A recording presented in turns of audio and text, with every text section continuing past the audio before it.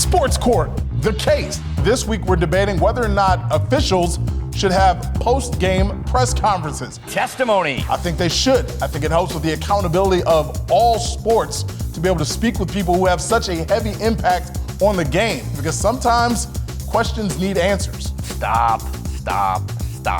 If a referee is deciding your game, you put yourself in that position to begin with. Referees never decide the game. It's all about what you do up to that point. So you know what? If we're talking about Michigan, crying about the Michigan State loss, you made other mistakes that game. Don't just blame the referee, and I'll do that with every team that loses a game. Cross-exam. Referees never decide the outcome of a game. Tell that to Armando Galarraga and his non-perfect game that got taken away because of an officiating error. Did the Tigers win the game? Sure. But wouldn't you definitely look at that case and say, okay, officials definitely can have an outcome, not just on the game, but the history books? They decided a stat. He didn't decide the game. And that's exactly my point. Can't they just be human without somebody questioning everything? Can't you just see how boring this is going to be, sitting there? And if we start with one call, why not every call? 2 hours of my life gone every week because I have to listen to an umpire explain a balls and strike call in the first inning. I don't want to hear it. Do you want to hear it? There's my question. Do you want to hear it?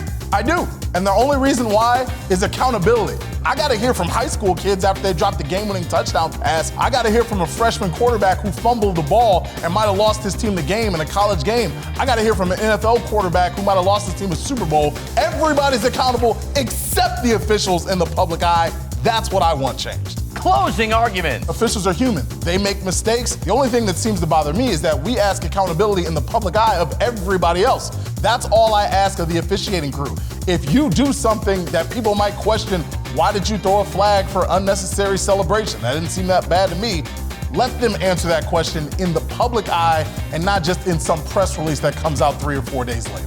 In a perfect world, I think this could actually be a good idea, but we don't live in a perfect world. You think it's bad now with conspiracies? The more and more of these questions, the more and more of these press conferences, I think ultimately it would affect the integrity of the game. I don't think we as a society could handle these press conferences. The verdict. Now the ball is in your court. What do you think? Head to the 13 on Your Side Facebook page and let us know. Or text COURT to 616-559-1310 and you'll get a link to the post. Last week we debated whether MSU deserved its number 3 ranking, and Caitlin said they do. Very definitively, yes. Anyone who thinks differently is wrong. Like you, because I was right. Levert absolutely agreed too. They deserve it, he said. They have a stout defense and the #1 rushing attack in the nation. But he was wrong too. You're all wrong, not me. Don't know about that stout defense, Levert. But most people said no, like Ed. Mediocre teams playing other mediocre teams.